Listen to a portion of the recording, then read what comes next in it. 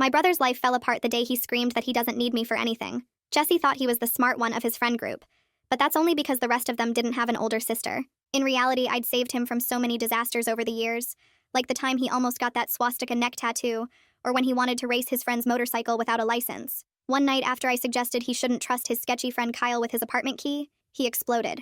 "Stop giving me your advice about everything," he yelled over the phone. "I'm a grown man and I don't need you mothering me. From now on, keep all your opinions to yourself because I don't want to hear them." I looked at my phone calmly and said, "Okay, no more advice." Jesse laughed like he'd won something, not realizing he'd just destroyed his own safety net. The next morning, he FaceTimed me to show off his new haircut, and I just shrugged without mentioning the barber had completely butchered the back where he couldn't see. He went out with his friends looking like someone attacked him with hedge clippers, and everyone posted photos on Instagram calling him Lloyd Christmas from Dumb and Dumber. Those same friends saw the photos and started roasting him, which made Jesse desperate to prove he was still cool. That's when Kyle asked to borrow Jesse's car for a quick errand, and Jesse tossed him the keys immediately to show he wasn't uptight.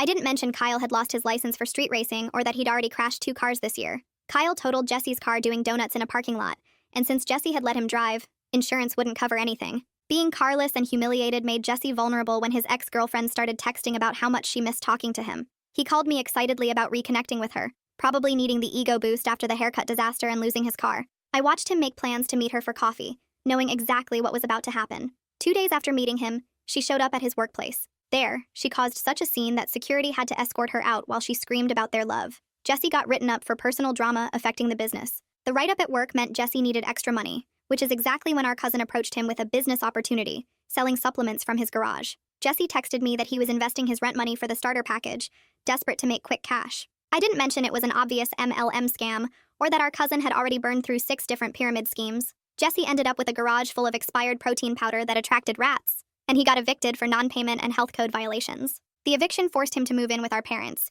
where Jesse felt emasculated and decided to prove his independence by throwing a massive birthday party at their house while they were gone. He posted about it on Facebook, inviting everyone including our sketchy cousins who'd stolen from the family before.